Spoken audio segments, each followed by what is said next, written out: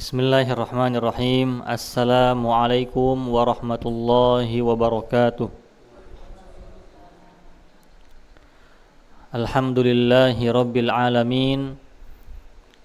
Wabihi nasta'in ala umurid dunya waddin.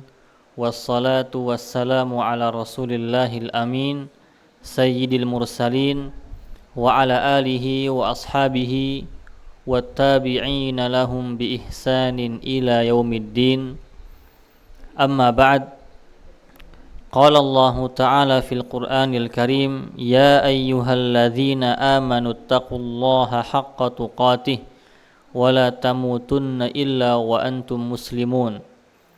Wa qala ta'ala, ya ayyuhalladzina amanu taqullaha wa qulu qawlan sadida yuslih lakum a'malakum wa yaghfir lakum dzunubakum wa may yuti'illaha wa rasulahu faqad faza fawzan 'azima. Amma ba'd.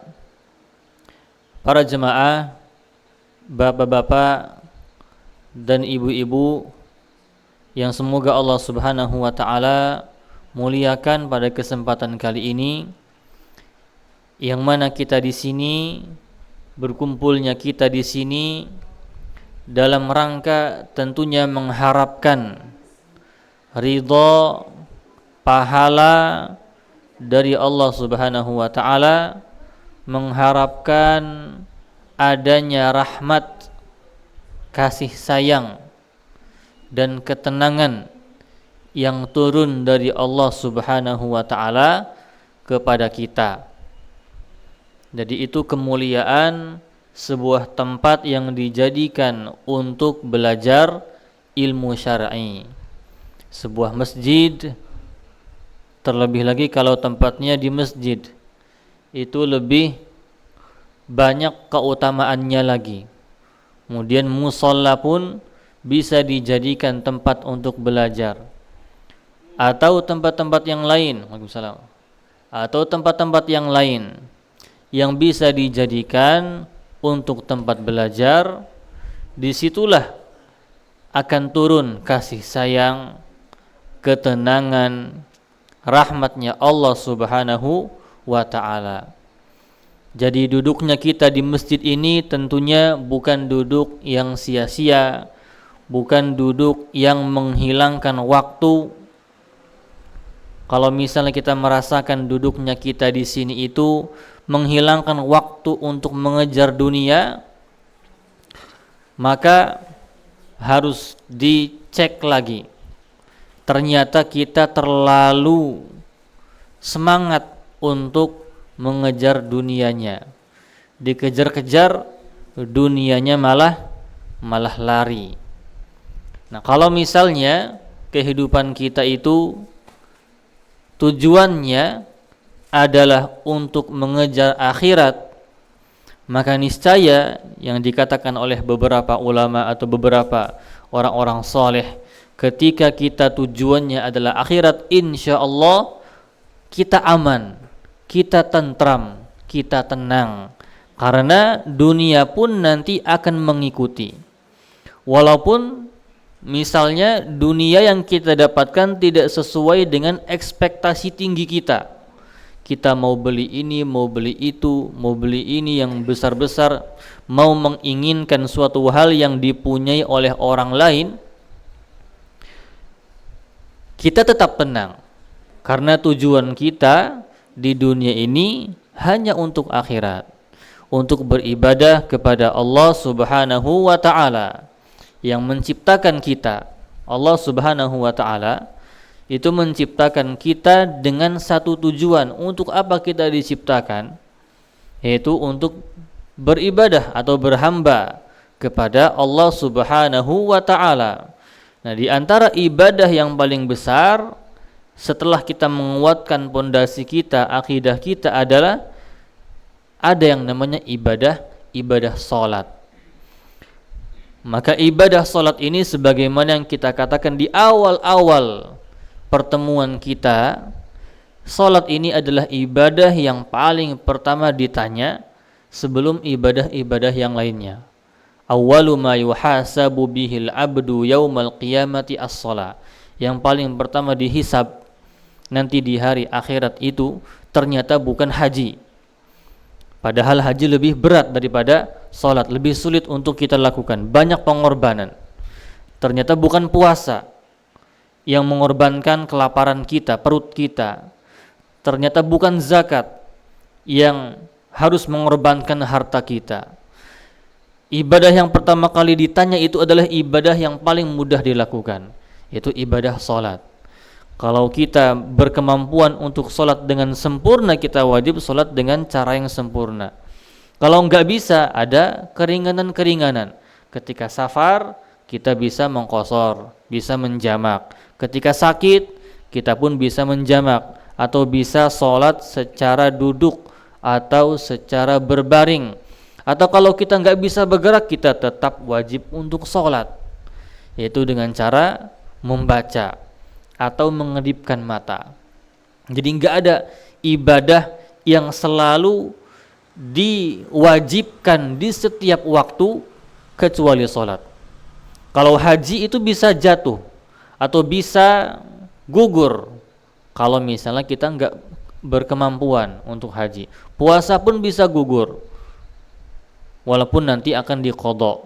Bisa gugur. Zakat pun bisa gugur bagi yang mampu. Nah, kalau sholat mampu enggak mampu, maka dia wajib untuk sholat semampunya. Fattaqullaha mastata'tum, kata Allah.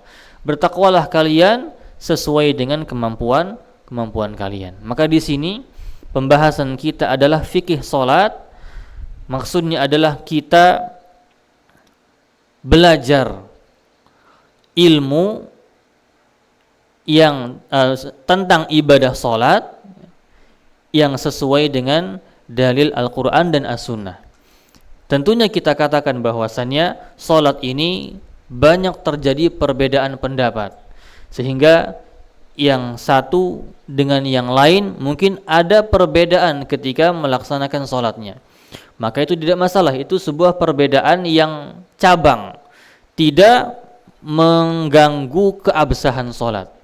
Akan tetapi kita ingin membahas di sini apa dalil-dalilnya, apa buktinya bahwasannya kita harus angkat tangan, kita harus membaca ini, kita harus menghadap kiblat, kita harus ini dan itu. Apa buktinya, apa dalilnya? Kita pengen tahu, sehingga nanti ketika kita beribadah, kita tahu, saya angkat tangan, ternyata Nabi pun angkat tangan seperti ini.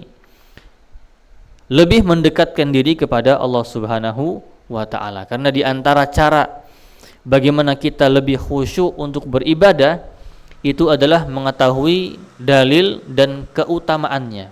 Kita mau lebih semangat untuk puasa, maka cari tahu apa dalil kewajiban berpuasa. Oh, ternyata Allah Subhanahu wa ta'ala memerintahkan dengan jelas sekali di Quran. Maka seharusnya saya ketika diperintahkan oleh Allah itu melaksanakannya. Karena saya kalau diperintahkan sama bos saya, sama pimpinan saya taat. Masa sama Allah Subhanahu wa ta'ala enggak taat.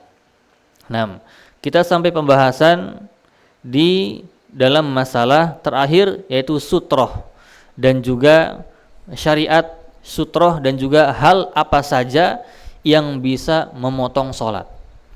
Sutroh, kita katakan sutroh adalah sebuah atau suatu barang yang kita jadikan dia pembatas supaya orang tidak mudah untuk melewati kita.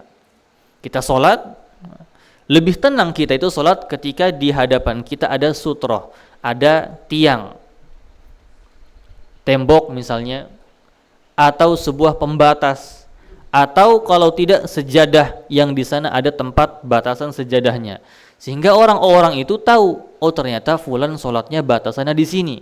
Nah, ketika dia mau melewat pun dia segan, karena dia sedang berada dalam sholat dan sedang bermunajat kepada Allah Subhanahu wa ta'ala. Dia pun menjauh ke depannya atau menjauh untuk melewati dari belakangnya.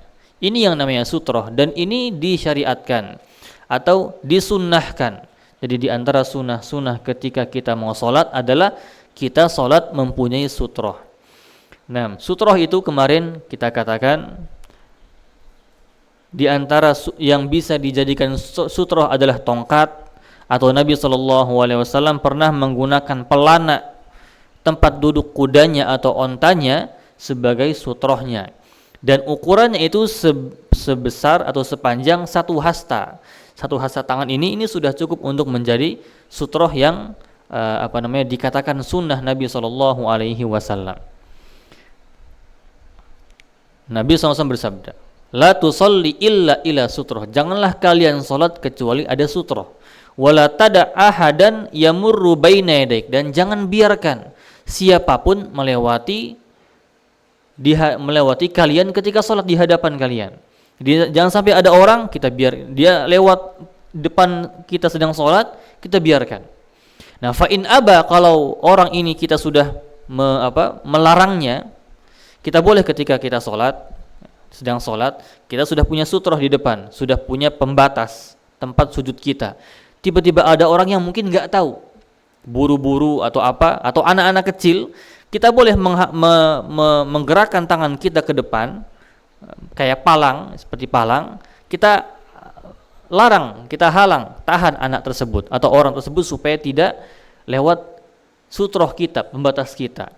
Itu adalah hak kita karena kita sedang bermunajat kepada Allah Subhanahu wa taala. Nah, kata Nabi SAW, fa in aba faltuqatilhu. Kalau dia menolak, mau terus saja memaksa untuk lewat, faltuqatilhu. Maka di sini terjemahnya faltuqatilhu, qatala yuqatil itu maksudnya maka perangilah gitu. Maka usahakan supaya dia tidak melewatinya, jangan kalah. Tahan dia. Fa inna ma'ahul qarin. Karena sesungguhnya bersama dia itu ada qarin, ada jin qarin. Jadi seperti dia tuh ada teman jinnya. Ini sebuah sunnah. Kalau misalnya dia sudah lewat, ya sudah, biarkan saja, kita sudah berusaha untuk menjaga sutroh kita. Kalau sudah lewat ya sudahlah, enggak usah dikejar kemudian ditarik lagi, disuruh ngulang lagi lewat, tidak perlu. Intinya kalau ada sutroh kita lebih aman, lebih tentram, sehingga tidak ada orang yang mungkin sengaja lewat di hadapan kita. Adapun kalau misalnya ada orang lewat, boleh kita menghalanginya dengan tangan kita. Nah, coba disebutkan di sini juga ada hadis, idza shalla ahadukum ila sutroh, kalau kalian salat menghadap sutroh, di hadapan ada sutroh, falyadnu minha, maka dekatkan diri kita dengan sutroh tadi. Jadi jangan jauh-jauh. Nabi SAW ketika punya sutroh, antara beliau SAW dengan sutroh atau dengan tembok itu sekitar 3 hasta, salah satu azru', ya cukup untuk melaksanakan sujud. Wa baina mawdi'a sujudihi wal jidar mamarrusyad, dan di antara tempatnya dengan tempat sujudnya, tempat meletakkan kepalanya dengan temboknya itu sekitar satu jalur, sejarak 1 jalur bisa anak kambing itu lewat. Jadi agak jauh sedikit. Ya, misalnya kalau kita lihat di masjid-masjid, sejadah itu sudah cukup untuk menjadikan sutra, untuk menjadi penanda bahwasannya disitulah tempat kita sujud. Namun disunnahkan untuk kita mendekat kepada tongkat yang tinggi atau tembok, karena para sahabat dan juga Nabi SAW dan para sahabatnya itu selalu berusaha untuk mendapatkan, untuk maju ke depan, sholat mendekat dengan tembok supaya ada sutrohnya. Nah, ini yang kita bahas di pertemuan yang lalu. Kemudian ada juga kita bahas ma yaqta'us shalah, hal-hal yang bisa memotong sholat atau yang bisa membatalkan sholat.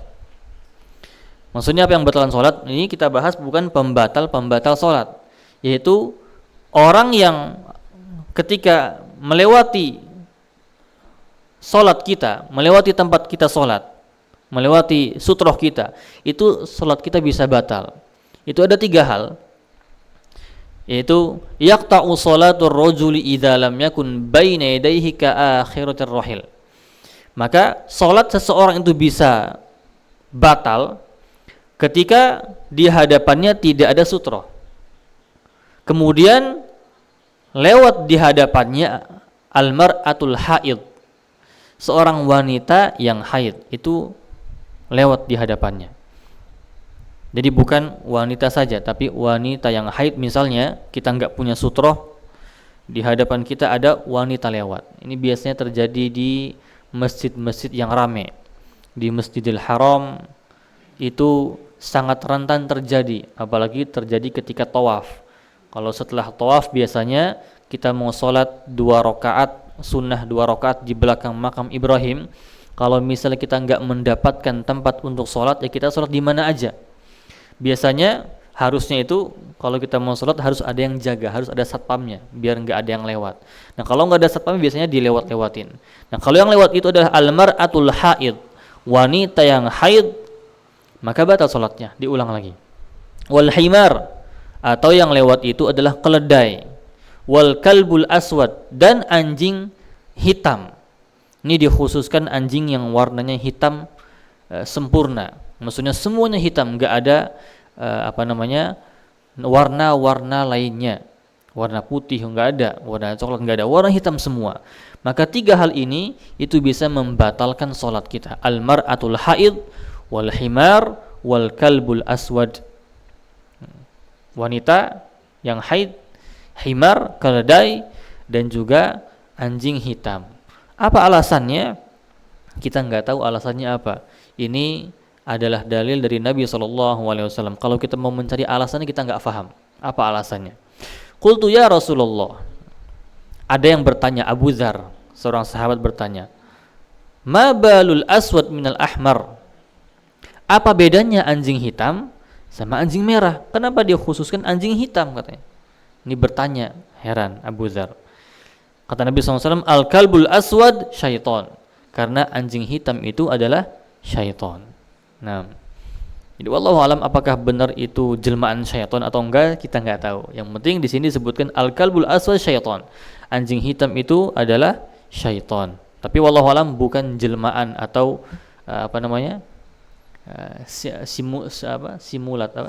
siluman atau apa. Nah, jadi 3 hal tersebut yang bisa membatalkan salat. Kemudian poin yang setelahnya, ini poin yang sangat penting sekali, as-salatu tijahal qabr. Salat menghadap kepada kuburan. Nah, ini terjadi di banyak tempat di tempat kita. Kita salat itu menghadap ke kuburan. Bagaimana salatnya? Apakah boleh kita salat menghadapnya ke kuburan? Di Masjid Nabawi itu ada beberapa jemaah, bukan hanya dari Indonesia saja, ada yang dari Pakistan, dari Yaman, dari Mesir dan lain-lain. Itu mereka setelah sholat fardu mereka keluar ke arah ke arah selatan ya, arah selatan. Mereka keluar ke teras, kemudian mereka sholat lagi. Mereka sholat, kemudian sholatnya itu menghadap kuburan.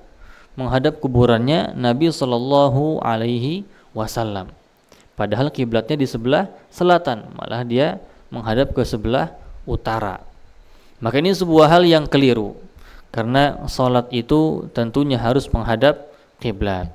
Kemudian bagaimana kalau misalnya kuburannya itu berada di hadapan kita, sama persis dengan kiblat. Nah, sebelum itu kita dengarkan dulu beberapa hadis Nabi SAW tentang larangan ini.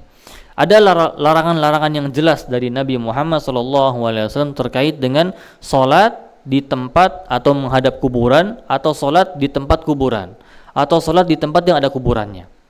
Nah, Nabi SAW telah melarang hal tersebut. Di antara sabdanya adalah la tusallu ilal qubur wa la tadlisu 'alaiha.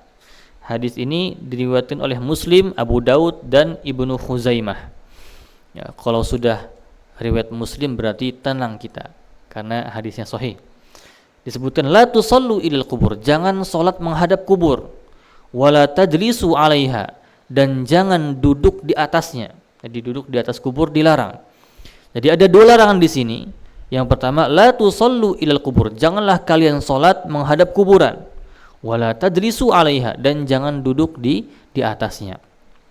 Bahkan hal ini pun dilarang oleh Nabi SAW ketika beliau SAW sedang dalam sakaratul maut. Beliau SAW mengatakan, la'anallahu al-yahud wan nasara. Semoga Allah melaknat kaum Yahudi dan Nasara. Ittakhadhu qubur anbiya'ihim masajida.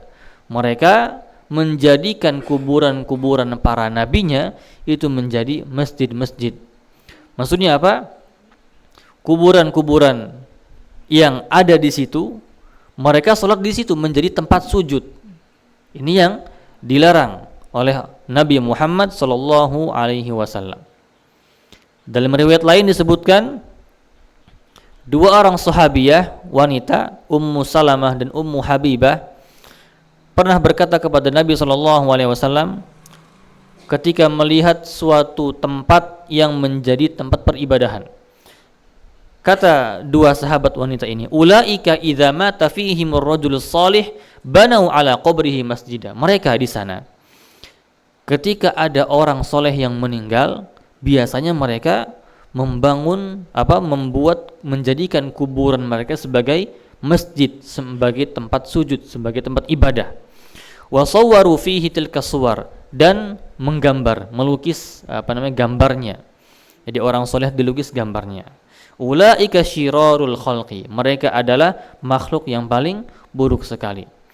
Ini berarti kalau misalnya dikatakan mereka adalah orang yang paling buruk, berarti dilarang untuk menjadikan kuburan orang-orang soleh atau kuburan nabi atau kuburan siapapun itu dijadikan tempat ibadah atau dijadikan tempat sujud.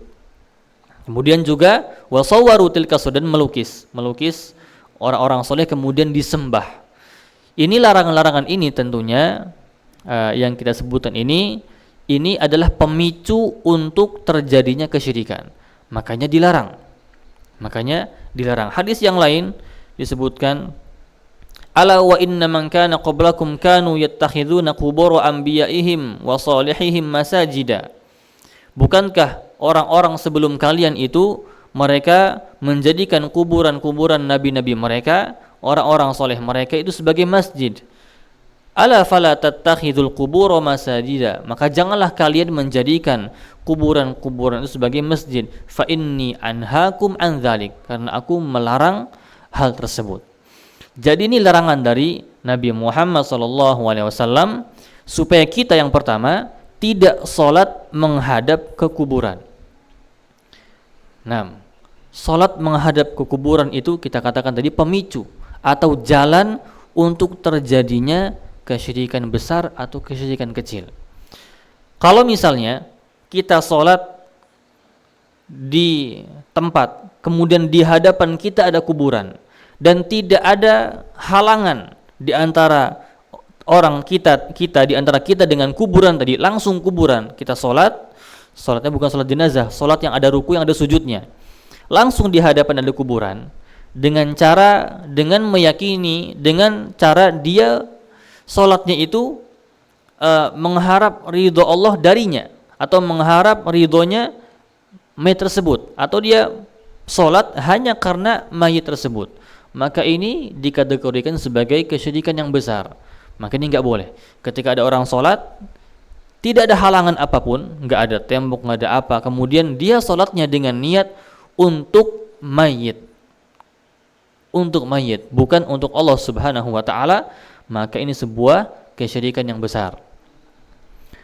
Nah, kalau misalnya kita sholat, kemudian kita menghadap kuburan, tidak ada halangan di antara kita dengan kuburan, namun kita tidak, sholatnya bukan untuk mayit tadi, tapi kita hanya bertabaruk dengan mayit tadi, maka ini pun termasuk hal yang dilarang, tabaruk dengan hal yang tidak ada berkahnya.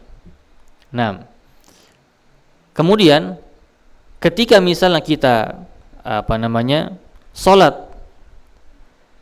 di sebuah masjid yang di sekitarnya itu ada kuburan, kalau misalnya kuburan tadi itu berada di luar masjid, di luar teras masjid, atau di luar pagar masjid, atau hanya dihalangi oleh tembok, jadi tempat imam misalnya ada tembok, kemudian di depannya ada kuburan, maka itu tidak masalah, karena itu sudah di luar masjid, sudah berada di luar masjid. Berbeda kasusnya kalau misalnya kuburannya berada di dalam masjid. Nah, Ini adalah sebuah larangan dari Nabi Muhammad SAW. Maka kita pun perlu berhati-hati. Nah, ada kasus bagaimana dengan Masjid Nabawi? Bukankah di Masjid Nabawi ada kuburan Nabi Muhammad SAW, ada kuburan Umar bin Al-Khattab, ada kuburan Abu Bakar As-Siddiq radhiyallahu taala anhu? Berada di mana? Di dalam masjid. Nah, kita katakan bahwasannya di zaman Nabi SAW atau ketika Nabi SAW meninggal, kuburannya itu tidak diletakkan di dalam masjid, sehingga bukan di dalam masjid. Asal kuburan Nabi SAW, kemudian dua sahabatnya Abu Bakar dan Umar itu berada di luar masjid, atau di rumahnya Ibunda Aisyah radhiyallahu taala anha. Itu di zaman Nabi SAW. Kemudian terjadi perluasan ketika di zaman Utsman bin Affan radhiyallahu taala anhu. Perluasan di zaman Utsman bin Affan radhiyallahu anhu itu perluasannya tidak memasukkan kuburan Nabi SAW ke dalam masjid, sehingga yang diperluaskan itu adalah bagian depan, bagian belakang, sama bagian kanannya. Adapun bagian yang kuburan Nabi SAW itu tidak diperluaskan. Nah, terjadilah perluasan setelah zaman sahabat selesai. Sudah tidak ada sahabat ketika itu. Sudah tidak ada Aisyah radhiyallahu anha, sudah tidak ada Anas bin Malik, sudah tidak ada Ibnu Abbas radhiyallahu anhu, sudah tidak ada Ibnu Umar radhiyallahu anhu, tidak ada Abdullah bin Zubair dan sahabat-sahabat junior yang lainnya. Sudah enggak ada sahabat. Ada seorang pemimpin namanya Abdul Malik bin Marwan, itu meluaskan Masjid Nabawi, dan perluasannya itu terkena kuburannya Nabi Muhammad SAW dan dua sahabatnya. Nah, ketika itulah Masjid Nabi SAW itu masuk ke dalam area atau teritori Masjid Nabawi. Dan ulama-ulama ketika itu, para tabi'in itu sempat melarangnya, sempat mengingkari sikapnya Abdul Malik bin Marwan dalam masalah perluasan Masjid Nabawi ini. Sehingga hukum asalnya kuburan Nabi SAW, kemudian Abu Bakar As-Siddiq dan Umar bin Khattab itu berada di luar masjid, bukan berada di dalam masjid.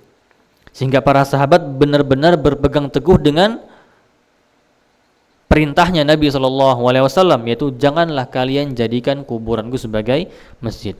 Nah, adapun sekarang alhamdulillah, walaupun kuburan Nabi SAW berada di dalam di teritori, di area Masjid Nabawi, akan tetapi area tersebut terjaga, sehingga tidak boleh kita sholat langsung di belakang kuburannya Nabi SAW, atau kita sholat di hadapannya kemudian menghadap ke kuburan Nabi SAW, sehingga terjaga dari kuburan Nabi SAW itu menjadi sebuah masjid. Jadi intinya adalah kuburan Nabi SAW itu sebenarnya di luar masjid. Namun karena sikap pemimpin ketika itu Abdul Malik bin Marwan dan sikapnya ini diingkari oleh para ulama ketika itu. Nah, dan sekarang alhamdulillah juga masih terjaga. Jadi ketika ada orang yang mau berdoa menghadap kuburan Nabi SAW, ya, meminta doanya kepada Nabi SAW, kan nggak boleh. Doa itu langsung kepada Allah Subhanahu wa Ta'ala. Meminta syafaat pun langsung kepada Allah Subhanahu wa Ta'ala. Ya Allah, aku minta syafaat nabimu. Ya Allah, aku minta syafaat orang-orang soleh. Ya Allah, aku minta syafaat anak-anakku. Jadi seperti itu berdoanya. Bukan, wahai Nabi, berikan syafaatmu kepadaku. Wahai orang soleh, berikan syafaatmu kepadaku. Itu enggak bisa. Karena yang memberikan syafaat hanya Allah Subhanahu wa Ta'ala. Itu pun ada askarnya, ada siapa? Polisi-polisi ibadahnya yang melarang para jemaah untuk tidak berdoa langsung kepada Nabi SAW. Kalau mendoakan Nabi diperbolehkan. Berbeda berdoa kepada Nabi sama mendoakan Nabi SAW itu sangat berbeda sekali. Kalau mendoakan Nabi, memberikan salam assalamu alayka ya ayuhan nabiyyu wa rahmatullahi wabarakatuh, itu sangat dianjurkan ketika menziarahi kuburan Nabi SAW. Intinya di sini ada larangan as-salatu tijahal qabr. Salat menghadap ke kuburan. Jadi tadi intinya ketika ada masjid misalnya, kemudian ada kuburan di sekelilingnya, kalau misalnya kuburan di luar area masjid, maka itu tidak masalah, apalagi ketika areanya ditutup dengan tembok walaupun langsung ada kuburan. Jadi tempat imam misalnya di hadapannya ada kuburan. Selama ada penghalang, maka itu sudah di luar area masjid. Wallahu alam bissawab. Nah, kemudian poin yang selanjutnya di sini ada niat. Niat ketika melaksanakan salat. Nabi SAW bersabda, "Innamal a'malu binniyat wa innama likulli imri'in ma nawa." Sesungguhnya setiap amalan itu perlu niat. Dan setiap likulli imri'in ma nawa, setiap orang itu pasti punya niatnya. Sehingga setiap ibadah yang kita lakukan itu perlu niat, tidak boleh niat ditinggalkan. Kita mau salat, ketika kita melakukannya pasti ada niatnya.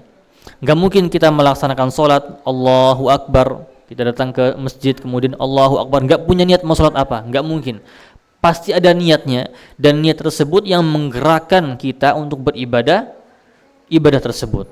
Misalnya waktu zuhur kita ke masjid, kemudian kita berwudu, kemudian kita takbir ihram, itu sudah niat. Karena niat itulah yang akan menggerakkan badan kita untuk sholat. Kita mau sholat apa? Nah, jadi itu niat. Nah, kemudian kata para ulama, an-niyatu mahalluha al-qalbu. Niat itu tempatnya ada di dalam hati. Nah, kalau misalnya kita mau menguatkan niat kita, maka tidak masalah kita agak melafalkan sedikit dengan lafal apapun itu. Saya mau sholat zuhur 4 rakaat misalnya. Saya mau sholat asar, maka tidak masalah, supaya tidak datang was-was kepadanya, tapi tanpa ada lafaz yang tertentu. Karena kalau misalnya ada lafaz yang tertentu, tentunya pasti banyak riwayatnya yang diriwayatkan oleh Nabi Muhammad sallallahu alaihi wasallam atau yang diriwayatkan oleh para sahabat. Karena setiap hari Nabi sallallahu alaihi wasallam salat. Hadis-hadis yang paling banyak itu berkeliaran, itu berkaitan dengan salat. Kalau misalnya ada sebuah lafaz yang khusus yang dilafalkan oleh Nabi sallallahu alaihi wasallam, maka tentunya pasti minimal ada satu sahabat yang meriwayatkan lafal tersebut, tapi ternyata tidak ada. Akhirnya apa? Yang penting adalah niat kita mau salat apa itu sudah menjadi niat di dalam hati. Kalau misalnya mau menguatkan niat kita, maka silahkan bisa untuk melafalkannya secara jahriyah, secara jelas. Saya mau salat asar, atau misalnya dia pengen pakai bahasa Arab, uridu an usallil asr, nawaitul asra, usolli zuhr. Dia mau pakai bahasa Arab, silahkan. Atau dia mau pakai bahasa Indonesia, silahkan. Sekedar niat itu sudah menjadi niat. Nah, jadi niat itu di antara rukun atau di antara rukun salat. Jadi harus menghadirkan sebuah niat dulu, sehingga enggak mungkin kita datang ke masjid kemudian kita takbiratul ihram, kita bingung ini salat zuhur apa asar ya, bingung salatnya, maka ini salatnya batal. Karena dia masih bingung ini salat zuhur apa asar, dia harus menguatkan niatnya dulu, ini mau salat apa, zuhur apa asar. Atau dia ketika dia mau baru datang ke masjid, dia bingung, saya mau salat subuh langsung tanpa jemaah atau sholat sunnah dulu ya. Dia belum mengazamkan, belum menguatkan niatnya. Jadi masih antara-antara, dia mau sholat sunnah dulu 2 rakaat qobliyah, atau dia mau sholat subuh dulu, nggak mau jemaah, cuma di masjid aja misalnya. Kalau misalnya terjadi seperti itu, maka sholatnya belum sah, karena tidak ada tekad awalnya. Jadi harus ada tekad dulu, karena niat ini menjadi pembeda antara mana yang sunnah, mana yang wajib, pembeda di antara niat ibadah atau niat melakukan hal yang mubah. Contohnya misalnya kita mandi, mandinya nih mandi apa? Kalau kita mau mandi wajib, maka harus wajib niat awalnya saya mau mandi wajib. Kalau misalnya dia nggak meniatkan di awal, kemudian di akhir dia mandi, selesai mandi, saya mau jadikan mandi tadi adalah mandi wajib, nggak bisa. Dia harus ulang lagi, karena di awal dia belum mentekadkan niatnya untuk mandi wajib. Atau wudhu misalnya, dia basuh tangan, kemudian basuh kepala, kemudian basuh rambut, kaki, nggak ada niat mewudhu, hanya untuk membersihkan apa yang di tangan, di kepala atau di muka atau di kaki. Di akhir dia mengerjakannya, dia mengatakan, udahlah saya jadikan tadi wudhu. Maka ini nggak sah wudhunya karena tidak ada niatnya. Jadi harus ada niat di awal dulu, kemudian kita melaksanakannya. Dan niat itu tempatnya di hati. Boleh kita melafalkannya hanya untuk menguatkan niat kita saja supaya tidak bingung. Nah, ini kita sudah masuk ke tata cara sholat insyaallah. Jadi niat yang pertama adalah niat di antara rukun-rukun sholat. Kemudian ada juga takbir. Takbir ini maksudnya adalah takbiratul ihram. Takbir yang pertama kali. Dan takbiratul ihram itu hukumnya adalah rukun sholat. Jadi enggak boleh ditinggalkan. Maksudnya kalau rukun kan ketika kita tinggalkan itu batal sholatnya. Maka cara takbiratul ihram dengan membaca Allahu Akbar. Ini sebuah ucapan yang sudah tetap, nggak bisa berubah-berubah. Nggak boleh Allahu A'zam atau pakai kalimat lain Allahu A'lam. Saya lebih senang Allahu A'lam daripada Allahu Akbar. Atau dia pengen yang lain, Allahu Akbar kabira misalnya. Allahu Akbar wa a'lam, nggak bisa dinegosiasi karena ini sudah menjadi patokan bacaan takbiratul ihram. Atau dia pengen terjemah Allah Maha Besar, aduh repot sekali kalau misalnya semua lafal-lafal salat atau lafal-lafal azan itu bisa diterjemahkan. Seperti kejadian di Turki zamannya, kalau nggak salah Kemal Atatürk itu terjadi banyak sekali orientalis dan liberalisme ketika itu semua azannya pakai bahasa Turki. Nah, itu nggak boleh. Azan itu harus pakai bahasa Arab. Nah, jadi kita katakan Allahu Akbar. Maka ini yang dinamakan takbiratul ihram. Nah, kita dengarkan hadis-hadisnya. Innahu la tatimmu salatun li ahadin minan nas hatta yatawadda fayadha'ul wudu' mawadhi'ahu tsumma yaqul Allahu Akbar. Tidak akan sempurna salat seseorang sampai dia wudu, kemudian dia mengatakan Allahu Akbar.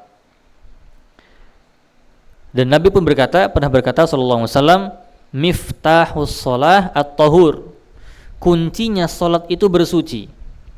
Wa tahrimuhat takbir. Dan tahrimuha dan artinya, dan awalannya itu takbir, wa tahliluha taslim, dan akhirannya adalah salam. Atau kita terjemahkan dengan cara yang lain, tahrimuha takbir, dan salat itu diharamkan dengan takbir dan dihalalkan dengan salam. Nah, ini ada maksud tersendiri ketika kita terjemahannya seperti itu.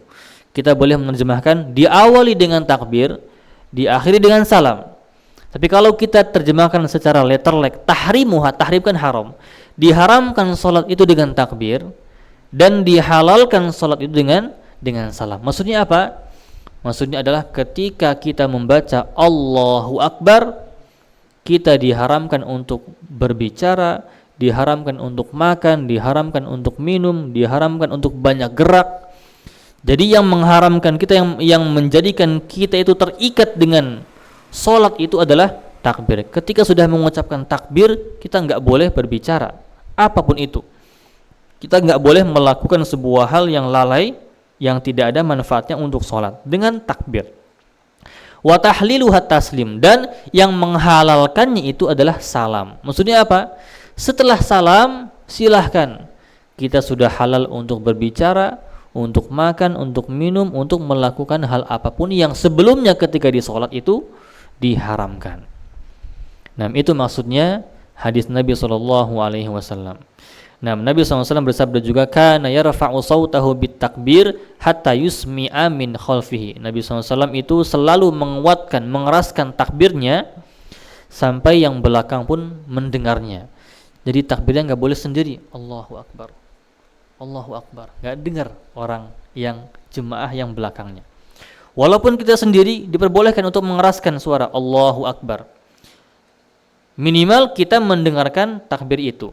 Tapi kalau sedang berjamaah, maka seorang imam harus mengeraskan suaranya, sebagaimana yang dilakukan oleh Nabi SAW. Kalau misalnya imamnya uzur tidak bisa mengeraskan suaranya, maka makmum yang belakangnya itu dianjurkan untuk mengeraskan suaranya, untuk melanjutkan suaranya ke belakang, sebagaimana yang dilakukan oleh Abu Bakar As-Siddiq ketika Nabi SAW sakit. Ya, kemudian beliau takbir enggak kencang, enggak didengar oleh yang belakang. Wa rafa Abu Bakar sautahu yuballighun nas takbirahu sallallahu alaihi wasallam. Dan Abu Bakar melanjutkan takbirnya, membantu Nabi untuk takbir dengan keras sehingga didengarkan oleh para jemaah di belakang. Nah, dan juga Nabi bersabda SAW, idza qala al-imam Allahu Akbar faqulu Allahu Akbar. Kalau imam berkata Allahu Akbar, maka makmum pun berkata Allahu Akbar. Jadi maksudnya adalah imam dulu baru makmum. Jadi imam selesai baca Allahu Akbar, nah baru kita mulai mengucapkan Allahu Akbar. Jadi kapan pergerakan makmum itu?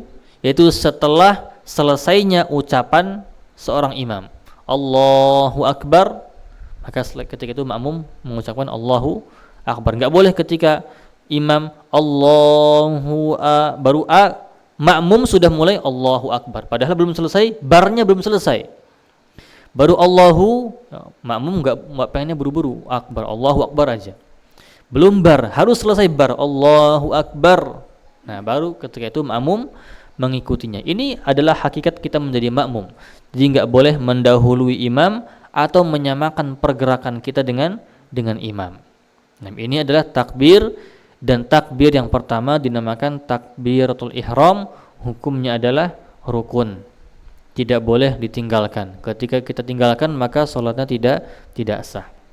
Kemudian di antara sunnah ketika takbir adalah mengangkat tangan. Jadi mengangkat tangannya itu adalah sunnah, tidak wajib dan tidak rukun.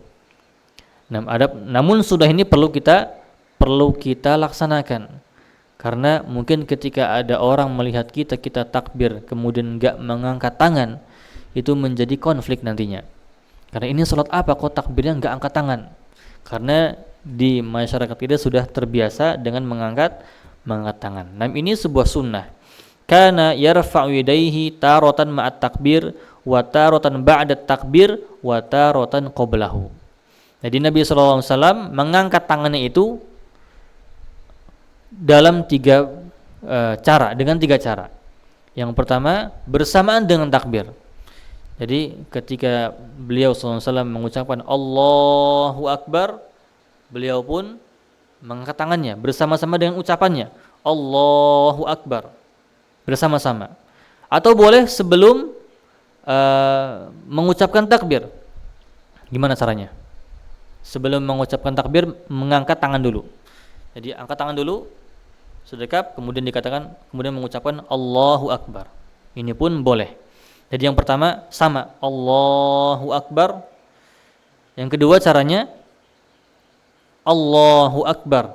Nah, jadi kita mengangkat tangan dulu, kemudian mengucapkan Allahu Akbar. Atau takbir dulu, menyelesaikan bacaan takbir dulu Allahu Akbar, kemudian tangannya bergerak. Maka tiga-tiganya diperbolehkan untuk dilakukan. Mana yang lebih nyaman maka silahkan dikerjakan. Tapi intinya makmum itu mengikuti imam sesuai dengan bacaannya, bukan dengan pergerakannya.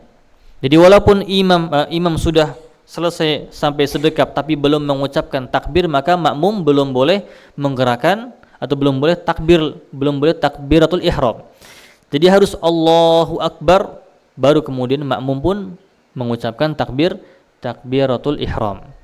Nah, tangannya juga wa kana yarfa'uhuma mamdudatal asabi'. Dan Nabi SAW mengangkat tangannya itu dengan melebarkan tangannya seperti ini. Jadi enggak digenggam, Allahu Akbar, atau genggam seperti ini, atau enggak terlalu lebar seperti ini, atau enggak seperti ini, enggak kebalik ya, seperti ini. Namun yang menghadap kiblat adalah telapak tangannya di sini. Allahu Akbar. Atau seperti ini, Pak. Allahu Akbar. Malah jadi atau begini enggak? Tidak ada. Jadi seperti ini. Dan dibentangkan tangannya seperti dia sedang sujud. Mamdudatul asabi.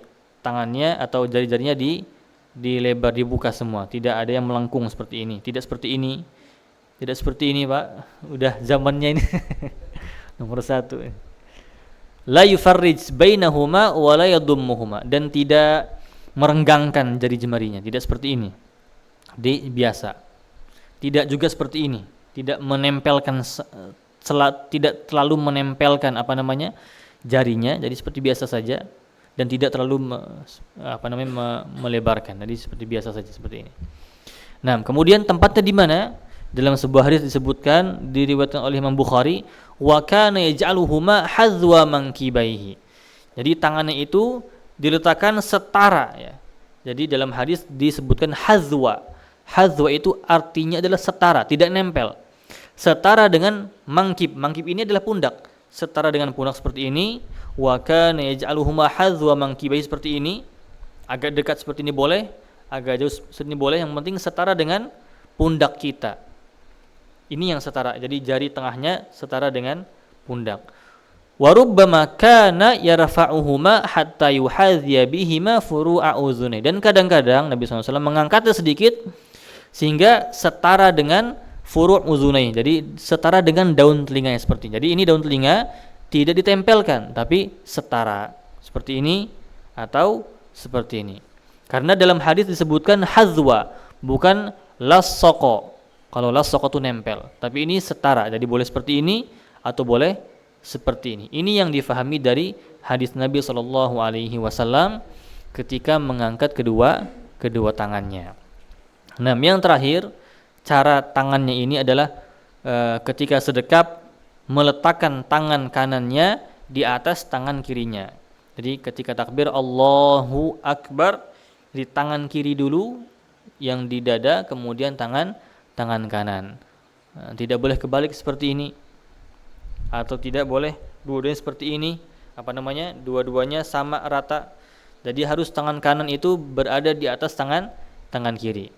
Kemudian Nabi SAW pun pernah meletakkan telapak tangannya di punggung ya, di punggung telapak tangannya, atau di pergelangan tangannya, atau di sa'id. Sa'id ini lengan ya, di lengan. Boleh, jadi boleh dengan 3 cara. Boleh seperti ini. Jadi di punggung tangan, boleh di memegang pergelangan tangan boleh, dan juga boleh agak lebih ke dalam, yaitu memegang lengannya. Jadi ibu-ibu bisa lihat, ibu-ibu. Ada TV-nya, Pak? Oh, ada videonya. Takutnya ada TV-nya. Nah, jadi dibayangkan saja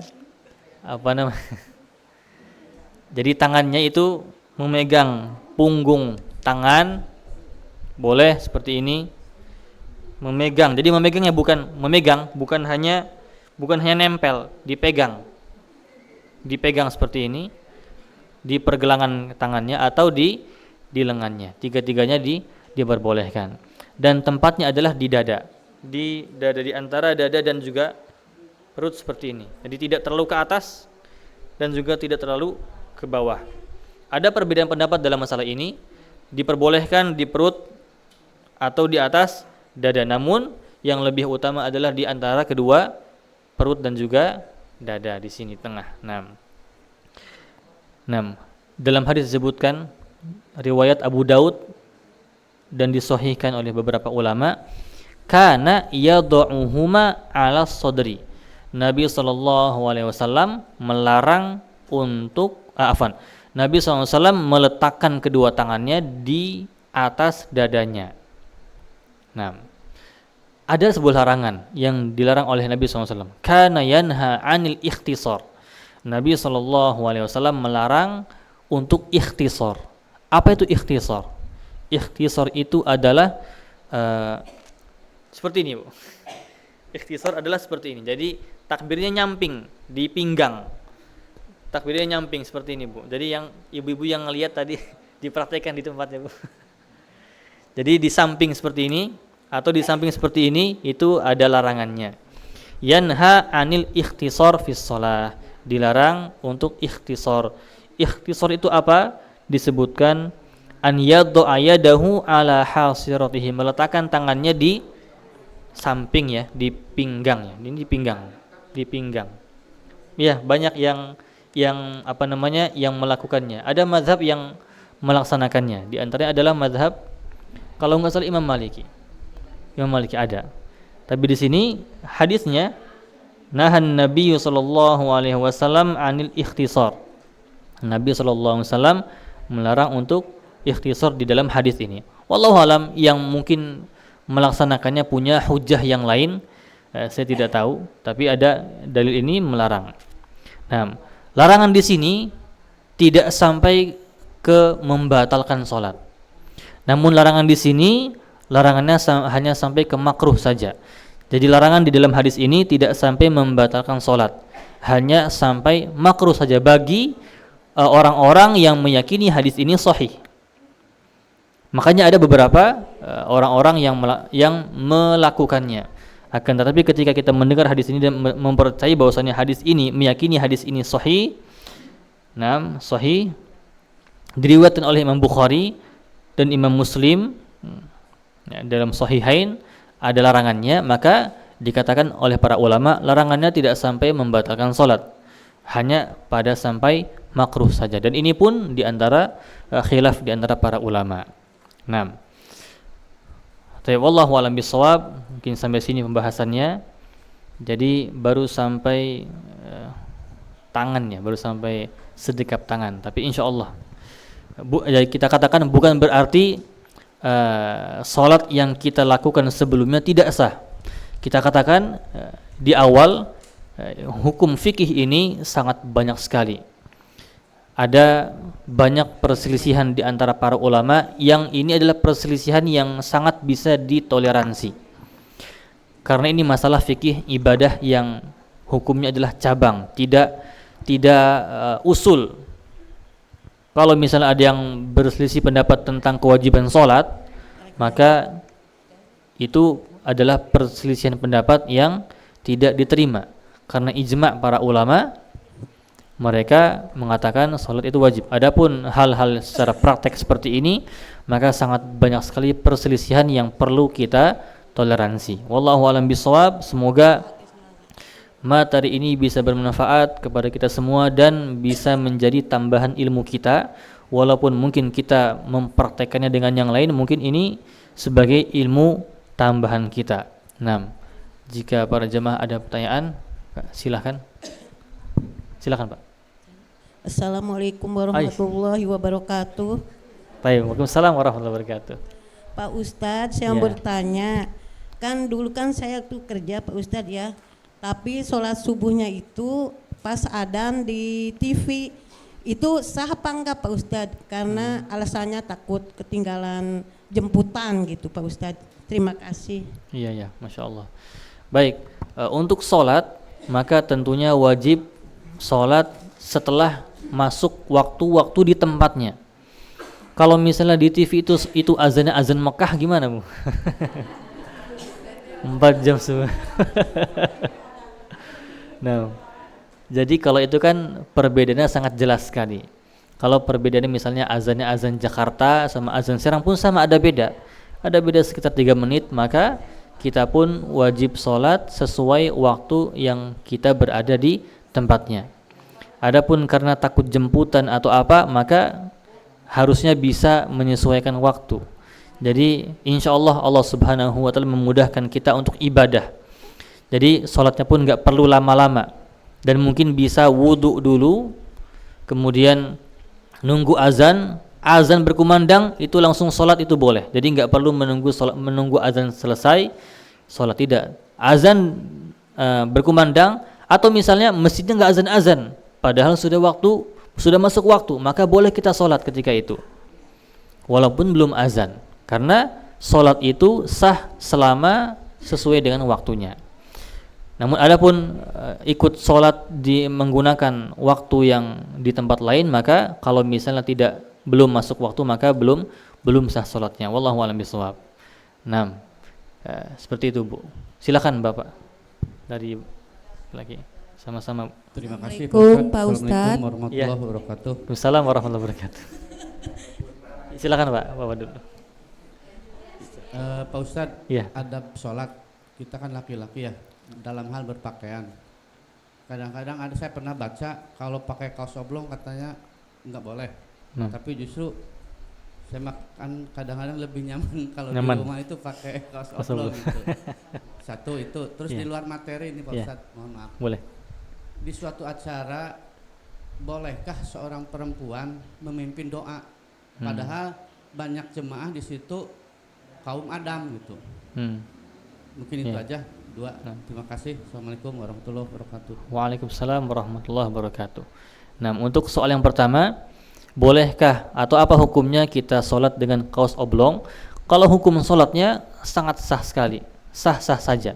Adapun dalam masalah adab sholat tentunya Allah Subhanahu wa taala berfirman, "Ya bani Adam, khudzu zinatakum 'inda kulli masjid wa kulu washrabu wa la tusrifu." Wahai anak-anak Adam, pakailah perhiasanmu ketika masuk ke masjid. Maksudnya ketika mau beribadah, ketika mau berada di hadapan Allah Subhanahu wa taala, maka tentunya seorang hamba ya harus melaksanakan dengan yang lebih sempurna. Adapun salatnya sah. Kalau misalnya kita bandingkan dengan masalah dunia, ketika kita mau bertemu dengan pemimpin kita atau orang yang terkemuka, maka kita pun sangat mempersiapkan diri kita dengan mandinya malah lama ya. Kemudian menggunakan sabun yang sangat wangi sekali, kemudian parfum, kemudian dasi, kemudian ini, intinya atributnya lengkap. Hanya bertemu dengan orang yang terkemuka. Maka kalau kita bandingkan hamba Allah dengan Allah Subhanahu wa taala, maka lebih besar lagi Allah Subhanahu wa taala. Walaupun tempatnya panas, walaupun memang itu di tempat yang lain, maka ketika sholat itu, jadikan sholat itu momen yang berbeda dengan keseharian kita. Jadikan momen sholat itu adalah momen yang sangat spesial sekali, sehingga nanti sholatnya juga bisa lebih khusyuk, bisa lebih terasa sholatnya. Oh, ini saya persiapan sholatnya ini sudah sangat matang sekali, maka sholatnya pun nanti akan terasa lebih matang. Terkadang juga sholatnya akan lebih lama, lebih khusyuk daripada orang yang mungkin persiapannya biasa-biasa saja, namun dia sholatnya sah, insya Allah. Sholatnya sangat sah. Ini permasalahannya masuk hanya ke dalam masalah adab-adab sholat saja. Wallahu a'lam bishawab.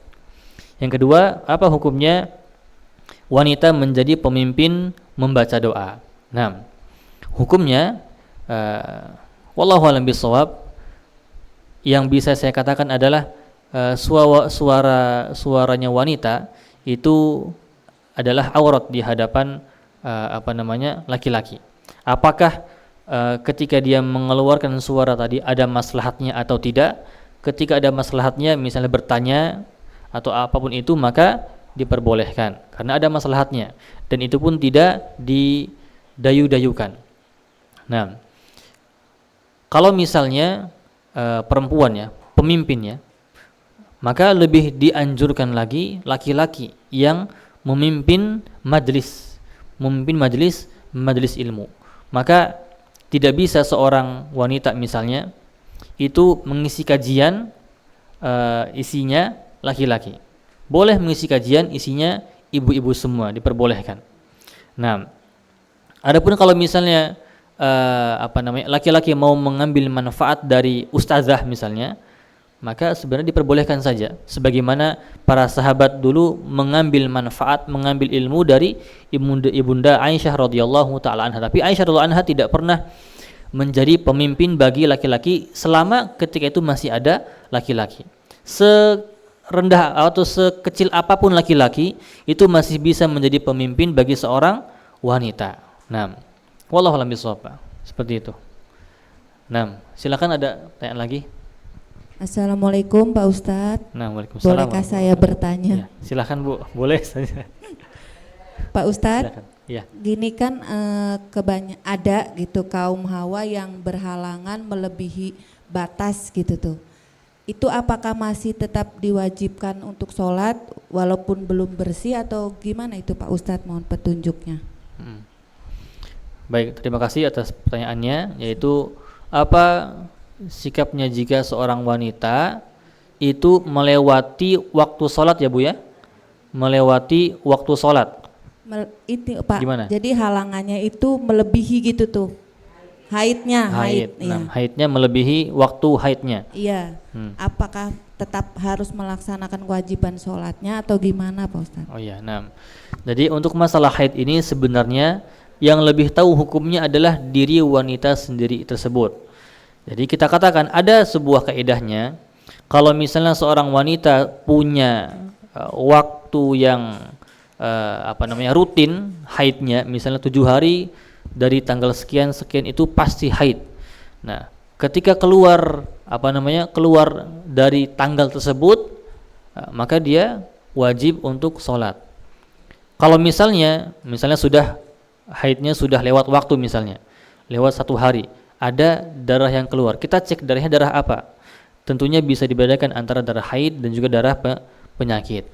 Kalau misalnya dia meyakini itu adalah darah haid, maka dia masih haid, sehingga tidak perlu untuk melaksanakan sholat lagi. Adapun kalau misalnya masih ada darah namun bukan darah haid, darah susulan, maka dia wajib untuk melaksanakan sholat. Ini kembali kepada wanita itu sendiri. Wallahu a'lam bishawab.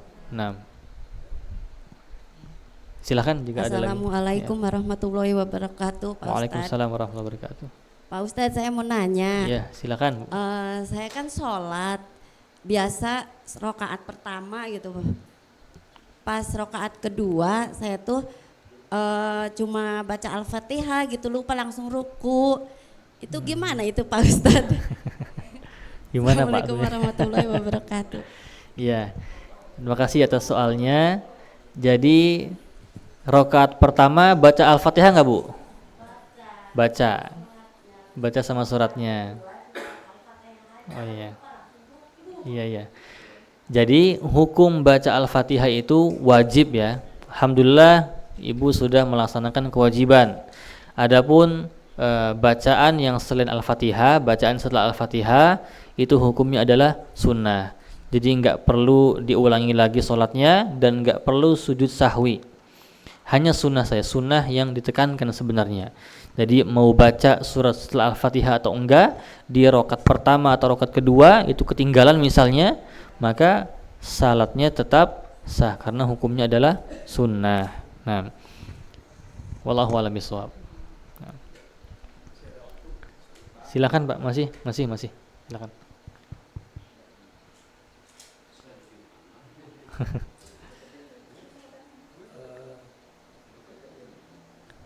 Mohon curhat Pak Ustadz. Siapa? Curhat dong Mah. Bukan Mama. Assalamualaikum warahmatullahi wabarakatuh. Waalaikumsalam warahmatullahi wabarakatuh. Mungkin ini yang menyangkut masalah salawat ya. Jadi selama ini saya menemukan 2 salawat ya. Yang pertama begini, Allahumma sholli ala Sayyidina Muhammad wa ala ali Sayyidina Muhammad itu sampai dan seterusnya ya. Nah kemudian yang kedua ini cukup Allahumma sholli ala Muhammad tanpa Sayyidina. Nah ini kalau yang sebenarnya di sini kalau yang direkomendasikan itu yang selawat yang seperti apa? Ya. Itu. Baik. Itu pertama ya. Ya pertama. Jadi tambahannya terus yang curhat yang kedua ini menyangkut masalah kaitannya dengan akidah ya. Nah juga kita selaku Islam apa namanya itu, bukan, selaku ahli sunnah wal jamaah nih. Nah, kemudian kita berada di lingkungan yang berbeda-beda mazhab. Nah, ini kira-kiranya ini barangkali ini saya mohon ada kiat-kiat Pak Ustadz, itu bagaimana kita menyikapi hal yang seperti itu supaya di kita juga dalam melaksanakan ibadah itu kita tenang dan tidak akan menimbulkan kecemburuan sosial. Itu aja barangkali. Baik, ya. Terima kasih Pak atas soalnya. Jadi soal yang pertama terkait dengan man yang lebih afdol, lebih utama mengucapkan salawat Allahumma sholli ala sayyidina Muhammad wa ala ali sayyidina Muhammad, atau tanpa sayyidina Allahumma sholli ala Muhammad wa ala ali Muhammad. Nah, jadi salawat itu adalah sebuah hal yang dianjurkan oleh Nabi SAW. Barang siapa yang salawat kepadaku, maka Allah akan bersalawat kepadanya sebanyak 10 kali. Nah, adapun bentuk salawat maka sangat banyak sekali. Maksudnya adalah ketika kita mengatakan Allahumma sholli ala sayyidina wa habibina misalnya, atau wa nabiyina misalnya, ketika itu berada di luar salat maka tidak dipermasalahkan. Namun ada sebuah hadis yang mengatakan Nabi SAW enggak suka disebut sayyid. Nah, kata Nabi SAW, la taqulu sayyid. Ya, la taqulu, ada hadisnya, la taqulu sayyid wa innama ana abdun faqulu abdullah wa rasuluh. Jangan katakan saya itu tuan kamu, tuan kalian. Akan tetapi saya adalah hamba Allah dan Rasulnya. Jadi Nabi SAW sendiri mengatakan tidak suka untuk dipanggil sayyid. Akan tetapi kalau kita memuji-mujinya, Allahumma sholli ala nabiyyina wa habibina misalnya, apalagi wa rasulina dan lain-lain, itu diperbolehkan ketika kita mau mengucapkan nama Nabi SAW. Nah, adapun di dalam salat maka sirahnya, bentuknya yang diajarkan oleh Nabi SAW adalah Allahumma sholli ala Muhammad wa ala ali Muhammad kama shallaita ala Ibrahim wa ala ali Ibrahim innaka, atau fil alamin innaka Hamidum Majid. Nah, jadi yang akhir, nah, yang terakhirnya. Jadi lebih dianjurkan menggunakan Allahumma sholli ala Muhammad wa ala ali Muhammad. Adapun yang mau menggunakan sayyidina maka masalahnya luas sekali. Tidak masalah. Tapi ada hadis yang mengatakan Nabi SAW enggak suka disebut sayyid. Nah, kemudian yang kedua apa ya? Yang kedua terkait dengan sebagai ahlus sunnah wal jamaah yang hidup di lingkungan yang berbeda-beda mazhabnya, bagaimana sikap kita? Maka selama perbedaan tersebut itu masih bisa ditoleransi, masalah-masalah khilafiyah yang masalahnya adalah masalah cabang, maka setiap dari kaum muslimin di tempat itu harusnya bisa memahami. Jangan sampai yang satu melaksanakan ini, yang satu ini tidak, kemudian terjadi perselisihan. Jadi pasti di setiap perselisihan itu ada dalilnya. Selama masalahnya itu adalah hal-hal yang cabang, bukan hal-hal yang usul. Misalnya hal usul, contohnya surga neraka nggak ada misalnya. Ini bukan perselisihan yang cabang, tapi yang usul. Atau misalnya hukum sholat wajib, ada yang mengatakan tidak, ada perselisihan misalnya. Ini nggak bisa kita katakan perselisihan karena ini masalah usul. Contoh lagi misalnya yang sering terjadi di masyarakat, masalah qunut contohnya. Ini sebuah masalah perselisihan pendapat, sehingga yang harus kita laksanakan adalah kita menerima apa pendapat orang lain dalam masalah qunut ini ya. Jadi kalau misalnya imamnya menggunakan qunut, maka orang yang tidak meyakini qunut itu dianjurkan, maka bisa ikut dan bisa juga tidak mengangkat tangannya. Adapun misalnya imamnya tidak qunut misalnya, maka makmumnya pun harus mengikuti imamnya, karena di antara hak imam adalah diikuti. Ini masalah perselisihan pendapat yang tidak perlu perpanjang masalahnya. Wallahu a'lam bishawab. Nah, silakan ada lagi. Nah, ya. Assalamualaikum warahmatullahi wabarakatuh. Waalaikumsalam warahmatullahi wabarakatuh. Saya mohon penjelasan dari Pak Ustadz. Ketika sholat fardu kan harus mengikuti imam ya Pak Ustadz ya. Iya. Ketika itu kan hujan lebat, geledek itu keras sekali Pak Ustadz. Jadi ketika sujud karena terlalu lama sujudnya, jadi gak ketahuan udah duduk apa belum gitu. Akhirnya saya tuh duduk dulu Pak Ustadz. Saya tuh bangun begini. Nah ketika ngeliat, aduh masih ada. Nah ini yang jadi pertanyaan, apakah saya itu harus sujud lagi apa melanjutkan duduk gitu Pak Ustadz? Itu saja yang saya pertanyakan. Assalamualaikum warahmatullahi wabarakatuh. Iya, masya Allah ya. Jadi imamnya nggak pakai mikrofon lagi.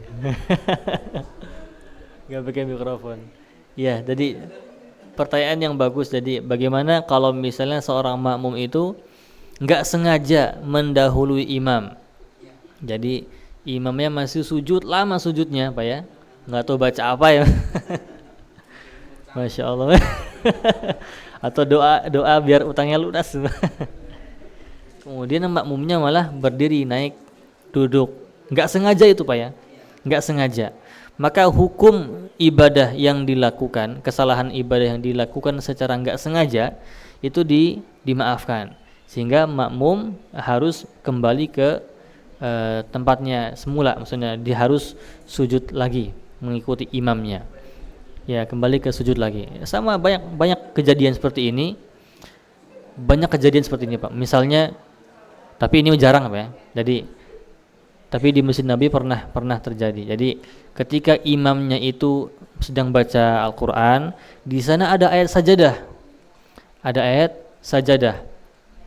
Dikirain ketika imam itu takbir, dikirain ruku. Ternyata sujud tilawah kan. Pas itu kok Allahu Akbar lagi, kata makmumnya. Harusnya kan sami Allahu liman hamidah. Kan kita nggak tahu nih di Masjid Nabi kan imamnya jauh sekali. Akhirnya makmum yang di belakang itu ruku, padahal yang di depan itu semuanya sujud tilawah. Nah, jadi ini kembali kepada ini nggak sengaja. Jadi makmum ketika ruku dia harus kembali berdiri lagi mengikuti imamnya. Jadi sah sholatnya karena ini kesalahan yang tidak disengaja. Wallahu a'lam bishawab.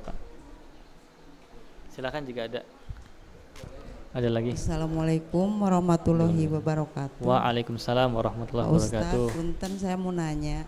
Silakan. Saya kan sering sakit Pak Ustadz. Jadi saya sering ke rumah sakit. Jadi saya itu kan sholatnya itu pakai tayamum Pak Ustadz. Cuman saya itu tayamum itu tuh belum begitu paham Pak Ustadz.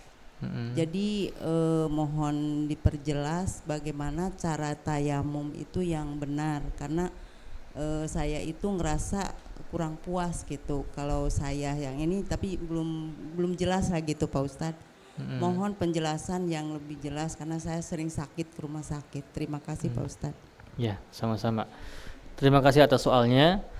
Untuk tata cara tayamum, yang pertama kita tayamum dengan debu ya, bukan dengan tanah, tapi dengan debu. Dimanapun kita mendapatkan debu, maka kita bisa bertayamum. Di tembok misalnya yang tanah, atau di lantai yang ada debunya pun boleh kita gunakan untuk tayamum. Nah, kemudian tata caranya yang pertama adalah menepuk tangan dulu, ditepuk tangannya ke tempat debu tadi 1 kali, kemudian dibersihkan tangannya, ditepuk ya supaya debunya turun, tidak nempel. Kemudian mengusap muka dulu, mengusap muka 1 kali, kemudian langsung ke tangan. Tangan juga tidak sampai siku, hanya sampai ke pergelangan saja. Ada perselisihan pendapat mana dulu yang didahulukan, tangan dulu atau muka dulu. Tapi kalau kita ikut menganalogikan dengan wudu, maka muka dulu kemudian tangan. Boleh juga pakai 2 tepukan. Tepukan pertama untuk muka, tepukan kedua untuk pergelangan tangan. Namun boleh juga pakai 1 tepukan langsung dengan tangan, dan juga kemudian ya boleh 2 kali, bisa 1 untuk muka, yang 1 untuk pergelangan tangan, atau boleh 1 kali pun boleh, 1 kali pun boleh. Nah, jadi seperti itu tata cara tayamum. Jadi alhamdulillah bertanya ibu ini, takutnya kejadian seperti sahabat Ammar bin Yasir, malamnya junub, dia bingung gimana caranya, akhirnya dia guling-guling di tanah. Diguling di tanah, waduh, mandi tanah, subhanallah. Itu sahabat terjadi karena nggak nanya dulu ke Nabi gimana cara tayamum pas kalau mandi wajib.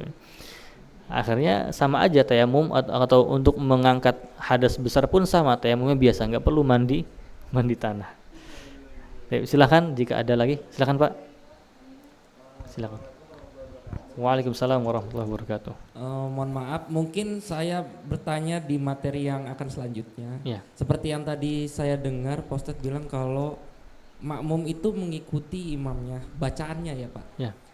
Bagaimana tentang pas kita baca Al-Fatihahnya? Apakah kita harus mendengarkan imam dulu, terus baca amin bareng, habis itu baru kita baca Al-Fatihah, atau kita baca bareng sama imam? Sedangkan tadi kan saya dengar tadi katanya pas bacaan surat pendek itu kita juga harus baca, gitu kan. Kalau imamnya mungkin ini dengan kecepatan yang agak tinggi, kan nggak kekejar gitu, Ustaz. Kalau kita nunggu Al-Fatihah dulu, kita barengin Al-Fatihah baru langsung ke surat pendek. Nah, itu aja sih Pak Ustadz. Terima kasih. Assalamualaikum. Terima kasih. Ya, terima kasih atas soalnya, yaitu bagaimana dengan makmum ketika berimam, imamnya baca Al-Fatihah, apakah makmumnya juga baca Al-Fatihah?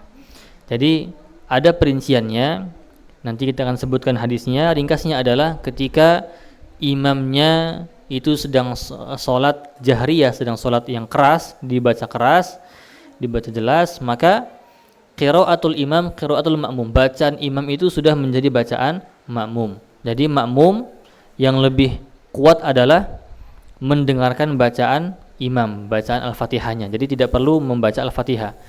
Karena dalilnya firman Allah Subhanahu wa taala, "Idza quri'al Qur'an fastami'u lahu wa ansitu." Ketika Quran dibacakan, maka dengarkan, diam dan juga dengarkan.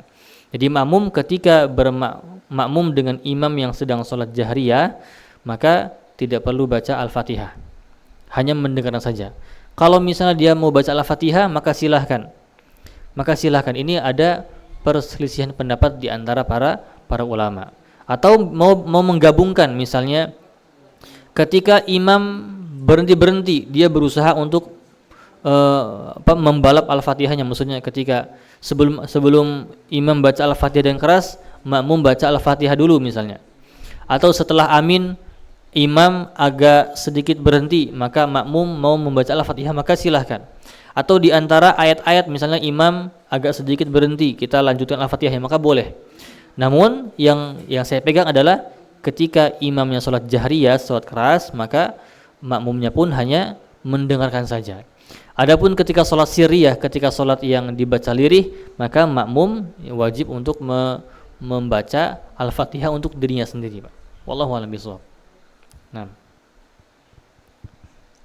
Assalamualaikum, izin bertanya Pak Ustadz. Silakan Bu. Kan kalau kita lagi sholat itu, saya punya cucu ya. Emang sebelum sholat tuh dia diem gitu, duduk ya, iya.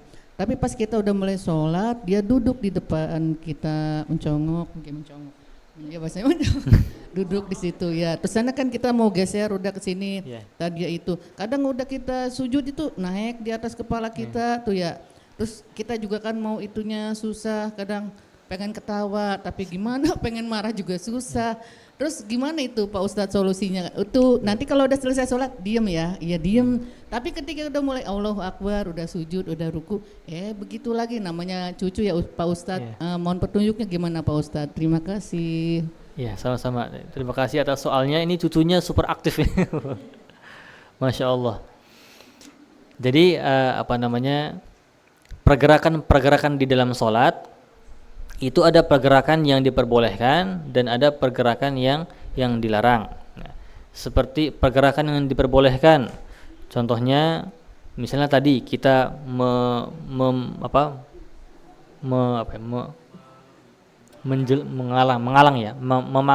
menghalangi dengan tangan kita orang yang mau melewati sutroh kita, itu boleh. Kemudian Nabi SAW pun pernah ketika sholat berjamaah dengan Ibnu Abbas, sholat tahajud itu Ibnu Abbas berada di sebelah kirinya, sholatnya salah, jadi makmum harusnya di sebelah kanan, ini Ibnu Abbas di sebelah kirinya. Nah ketika itu Nabi SAW menarik Ibnu Abbas dengan tangannya, kemudian memutarkannya ke belakang seperti ini, ke belakang sampai ke sebelah kanannya. Jadi ada pergerakan sholat yang bermanfaat untuk sholat sendiri dan itu diperbolehkan. Jadi adapun anaknya ketika misalnya berada di depan di tempat sholat, maka boleh kita geser sedikit untuk pindah posisi sujudnya untuk mendapatkan tempat sujud yang lebih nyaman. Jadi nggak perlu kita menunggu anak tadi pergi, takutnya kelamaan kemudian baru kita sujud. Kalau misalnya anaknya naik ke kepala pun boleh kita menurunkan anak kita, ya menggunakan pergerakan-pergerakan yang secukupnya saja, tidak banyak berlebihan. Contoh lagi misalnya gerakan-gerakan bermanfaat, misalnya ada barisan yang kosong di depan, ada orang mungkin keluar ke kamar mandi misalnya, di situ ada barisan yang kosong, maka kita boleh bergeser sedikit untuk menyempurnakan barisannya, atau yang di saf kedua, baris kedua maju ke saf yang pertama. Itu adalah pergerakan yang bermanfaat. Nah, wallahu a'lam bishawab. Assalamualaikum Pak Ustadz. Satu lagi. Boleh bertanya lagi? Iya, boleh Pak. Satu lagi Bu katanya. Oh iya. Bismillahirrahmanirrahim. Assalamualaikum warahmatullahi wabarakatuh. Waalaikumsalam warahmatullahi wabarakatuh. Ini pengalaman pribadi Pak Ustadz. Iya. Saya kan memang sering sakit, tapi dulu pernah sakit yang sangat luar biasa sehingga untuk menjalankan sholat pun tidak mampu karena setiap gerak aja itu perut rasanya seperti diperes gitu. Jadi waktu itu saya maghrib, isya sampai subuh nggak bisa sholat, benar-benar nggak bisa karena untuk duduk juga udah susah, untuk baca-baca juga rasanya berat. Dan untuk membayar sholat yang saya tinggalkan maghrib, isya dan subuh itu, apakah harus saya gabung atau membayarnya pas maghrib, sholat maghrib tambah lagi sholat maghrib yang kemarin saya nggak sholat gitu, terus pas isya saya bayar lagi isya, pas subuh saya bayar lagi subuh, atau gimana Pak Ustadz, mohon petunjuk. Dan yang kedua ini Pak Ustadz, setiap menjalankan sholat Ramadan taraweh, pertanyaan yang kedua, kan itu imam kan suka Allahu Akbar, tapi di belakangnya ikut-ikutan Allahu Akbar, ramai sekali. Itu bolehkah seperti itu Pak Ustadz? Yeah. Bahkan ibu-ibu juga sama ikut-ikutan Allahu Akbar dengan nada yang keras atau tinggi. Mohon petunjuk Pak Ustadz. Sebelumnya terima kasih banyak. Assalamualaikum warahmatullahi wabarakatuh. Waalaikumsalam warahmatullahi wabarakatuh. Nah, ini soal yang terakhir ya. Dua soal. Yang pertama adalah bagaimana caranya kalau misalnya kita meninggalkan beberapa sholat, apakah kita wajib mengqodoknya atau bagaimana? Nah, yang kuat, pendapat yang kuat adalah ketika ada orang meninggalkan sholat, sengaja atau tidak sengaja, maka dia wajib bertaubat kepada Allah Subhanahu wa Ta'ala, kemudian tidak mengqodoknya. Kalau misalnya waktunya itu sudah lama, seminggu yang lalu atau 3 hari yang lalu itu sudah lama, maka dia tidak perlu mengqodoknya. Dia hanya perlu bertaubat kepada Allah Subhanahu wa Ta'ala dan perbanyak sholat sunnah, karena sholat sunnah itu insya Allah yang bisa menambal kekurangan-kekurangan sholat wajib kita. Adapun kalau misalnya dia meninggalkan sholat, misalnya lupa dia ingatnya besoknya, misalnya dia ketinggalan, dia lupa untuk sholat isya malamnya, lupa ketiduran misalnya, kemudian dia ingat pas waktu asar, maka ini jaraknya masih dekat, maka dia boleh melaksanakan sholat isya ketika di waktu dia ingat. Dalam hadis disebutkan man nasiya an sholatin falyusalliha idza dzakaraha, barang siapa yang lupa sholat, maka dia wajib sholat ketika dia ingat.